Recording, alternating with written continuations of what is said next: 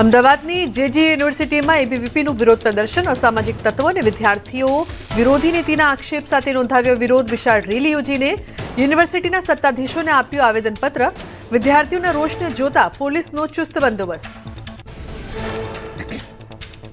એબીવીપીના કાર્યકરો અને વિદ્યાર્થીઓ પર થયેલા હુમલાનો કર્યો વિરોધ પોલીસની હાજરીમાં હુમલો થતા એબીવીપીના કાર્યકરોમાં ભારે આક્રોશ કેમ્પસમાં કરી ભારે નારેબાજી યુનિવર્સિટીની અંદર અને બહાર ગોઠવાયો પોલીસ બંદોબસ્ત આંધ્રપ્રદેશના ગુંટૂરમાં મોંઘાદાટ ફોનની ચોરી કરતો કુખ્યાત ચોર ઝડપાયો પોલીસે આરોપી પાસેથી 50 લાખથી વધુની કિંમતના અલગ અલગ કંપનીના 250થી વધુ મોબાઈલ કર્યા જપ્ત પોલીસે મૂળ માલિકોને ફોન પરત કર્યા ગુજરાત રાજનીતિમાં મોટા ફેરફારના એંધાણ ગુરુવારે 16 ઓક્ટોબરે મંત્રીમંડળ વિસ્તરણ નિશ્ચિત દિવાળી પહેલા વિસ્તરણની તારીખ નક્કી રાજ્યમાં ઉત્સાહ અને અટકળોનો માહોલ મંત્રીમંડળના વિસ્તરણને લઈને મોટી જાણકારી આવતીકાલે મંત્રીમંડળનું વિસ્તરણ થવાની સંભાવના મહારાષ્ટ્રનો કાર્યક્રમ મોકૂફ રાખી ગુજરાત પરત ફરશે રાજ્યપાલે હરિયાણાનો પ્રવાસ પણ ટૂંકાવ્યો રાજ્ય સરકારનું સ્પેશિયલ વિમાન રાજ્યપાલને લેવા હરિયાણા જશે અગાઉ શુક્રવારે પરત ફરવાના હતા રાજ્યપાલ રાજભવનમાં શપથવિધિ માટેના બંને હોલ પણ તૈયાર રાખવામાં આવ્યા ભાજપ હાઈકમાન્ડે નવી ટીમ માટે ફાઇનલ લિસ્ટને મંજૂરી આપી હોવાની સૂત્રો પાસેથી મળી માહિતી કેબિનેટના 20 થી 23 સભ્યો હશે હાલના 5 જેટલા જ મંત્રી રહેશે યથાવત યુવા ચહેરાઓને અપાશે સ્થાન મહિલા પ્રતિનિધિત્વ વધારવા માટે 2 મહિલા નેતાઓને અપાઈ શકે મંત્રીમંડળમાં સ્થાન સંગઠનમાં લાંબા સમયથી સક્રિય નેતાઓને પણ અપાશે નવી ભૂમિકાઓ પ્રદેશ અને જાતિ આધારિત સમીકરણોને ધ્યાનમાં રાખીને લિસ્ટ કરાયું તૈયાર મંત્રીમંડળ વિસ્તરણની ચર્ચા વચ્ચે ભાજપ પ્રદેશ પ્રમુખ જગદીશ વિશ્વકર્માનું મોટું નિવેદન કહ્યું કોઈ ઓળખાણની જરૂર નથી કામના આધારે જ મળી શકે છે મંત્રીપદ વડોદરામાં અભિવાદન સમારોહમાં આપ્યા સંકેત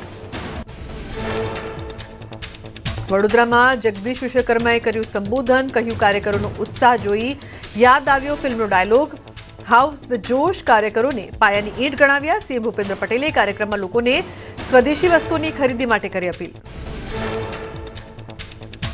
અમદાવાદ પશ્ચિમના સાંસદ દિનેશ મકવાણાએ કોર્પોરેટર સામે વ્યક્ત કરી નારાજગી પ્રદેશ પ્રમુખના અભિવાદન સમારોહની બેઠકમાં સાંસદ અને શહેર અધ્યક્ષની નારાજગી બેઠકમાં 20માંથી 10 કોર્પોરેટર હાજર ન રહેતા વ્યક્ત કરી નારાજગી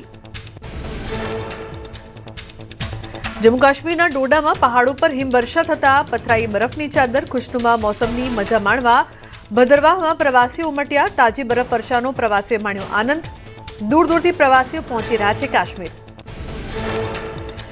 લદ્દાખની મુશ્કુ ખીણમાં વધી પ્રવાસીઓની હલચલ ખીણના અદ્ભુત લેન્ડસ્કેપ રંગબેરંગી જંગલી ટ્યુલિપ્સ અને દુર્લભ ભૂરા રંગના હિમાલયન રીચ પ્રવાસીઓ માટે મુખ્ય આકર્ષણ ડેસ્ટિનેશન ડેવલપમેન્ટ યોજના હેઠળ આ પ્રવાસન સ્થળનો કરાશે વિકાસ મનાલીમાં પર્વતોએ ઓઢી સફેદ ચાદર બરફવર્ષાના કારણે મનાલીમાં પ્રવાસન વ્યવસાયે ગતિ પકડવાનું શરૂ કર્યું બરફવર્ષાએ મનાલીના વેપારીઓની આશા વધારી પ્રવાસન વ્યવસાયીઓએ પણ પ્રવાસીઓ માટે ડિસ્કાઉન્ટ જાહેર કર્યું ભારત ચીન બોર્ડર વિસ્તારમાં થઈ ભારે હિમવર્ષા રસ્તાઓ બરફથી ઢંકાઈ જતા અવરજવર બંધ સેના આઈટીબીપીના જવાનો અને બીઆરઓની ટીમ રસ્તા પરથી બરફ હટાવવાની કામગીરીમાં જોડાયા એક સપ્તાહથી હિમવર્ષાના કારણે સીમા વિસ્તારના તમામ રસ્તાઓ બંધ ઉત્તરાખંડના નૈનીતાલમાં પ્રવાસીઓનો ધસારો પર્યટન સ્થળ રામગઢમાં ઓક્ટોબર મહિનામાં વાતાવરણ સ્વચ્છ જોવા મળ્યું સ્વચ્છ આકાશ અને તાજી હવા સાથે પ્રકૃતિનો મનમોહક નજારો પ્રવાસીઓનું આકર્ષણ બન્યું સ્વચ્છ વાતાવરણમાં રામગઢના ઉચ્ચ પ્રદેશોમાંથી હિમાલય શિખરનો નજારો જોવા મળ્યો નંદાદેવી ત્રિશુલ પંચાચૂલી જેવા બર્ફીલા શિખરો જોઈને પ્રવાસીઓ મંત્રમુગ્ધ બન્યા પ્રવાસીઓ કુદરતનો નયનરમ્ય નજારો કેમેરામાં કેદ કર્યો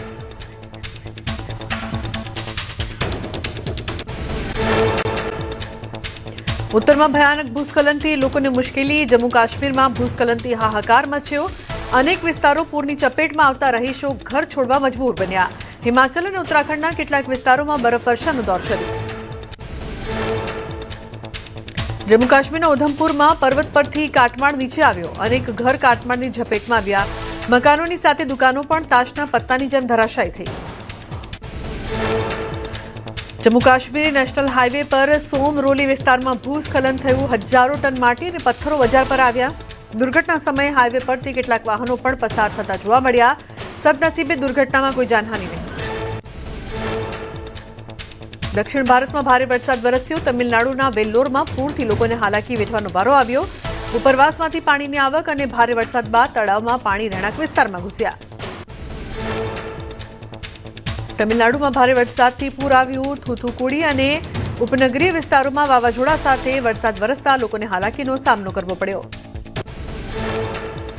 તમિલનાડુના વેલ્લોરમાં ભારે પવન સાથે ખાબકેલા વરસાદથી ભારે નુકસાન. ખેતરોમાં વરસાદી પાણી ભરાતા પાકને નુકસાન. ઊભા પાકનો નાશ થતા ખેડૂતોની સ્થિતિ કફોડી. ખેતરોમાં નદી વહેતી હોય તેવા દ્રશ્યો. તમિલનાડુના ચેન્નઈમાં મોસમે બદલ્યો મિજાજ. શહેરના અનેક વિસ્તારમાં ખાબક્યો વરસાદ. રસ્તા પર પાણી ફરી વળતા વાહન ચાલકો અટવાયા. નીચાણવાળા વિસ્તારોમાં પાણી ભરાયા. તમિલનાડુના અલગ અલગ વિસ્તારમાં ભારે વરસાદ. શહેરી વિસ્તારોમાં ભારે વરસાદથી રસ્તા પર ભરાયા પાણી.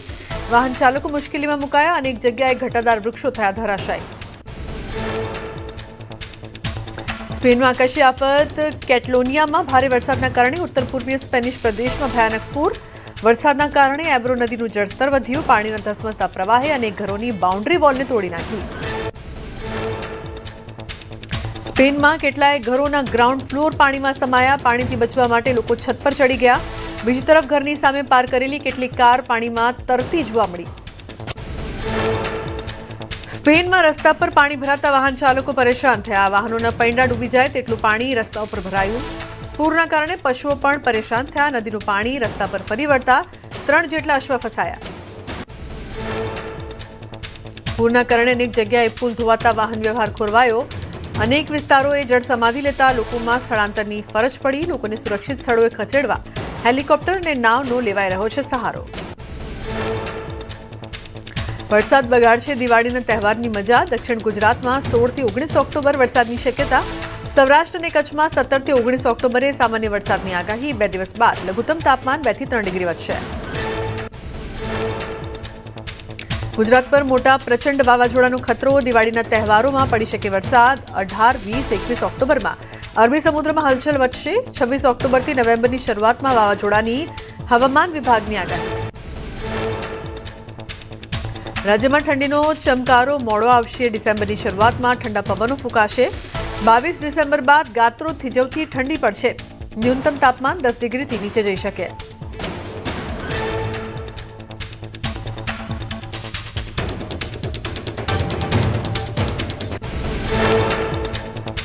અમદાવાદ શહેરમાં રોગચાળાએ માથું ઉચક્યું. સોલા સિવિલમાં છેલ્લા એક સપ્તાહમાં 14,000થી વધુ ઓપીડી નોંધાઈ. ડેન્ગ્યુના 61, મલેરિયાના 35 કેસ.